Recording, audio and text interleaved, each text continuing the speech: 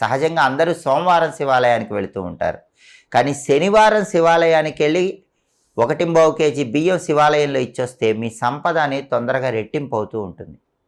మీకు జాబులో టెన్షన్స్ ఉన్నా, వృత్తిపరంగా ఎదుగుదలలో ఆటంకాలున్నా శనివారం శివాలయానికి వెళ్ళి అక్కడ మారేడు దళాలు సమర్పించండి. శివుడికి మారేడు దళాలు శనివారం శివాలయంలో ఇస్తే దానివల్ల ఉద్యోగపరంగా ఉన్నటువంటి సమస్యలు దాదాపుగా తగ్గిపోతాయి. అలాగే శనివారం కొన్ని ప్రత్యేకమైన పుష్పాలతో పూజ చేస్తే ధనపరంగా కలిసి వస్తుంది. శనివారం చామంతి పూలతో కానీ గన్నేరు పూలతో కానీ ఇంట్లో పూజ చేసుకోండి.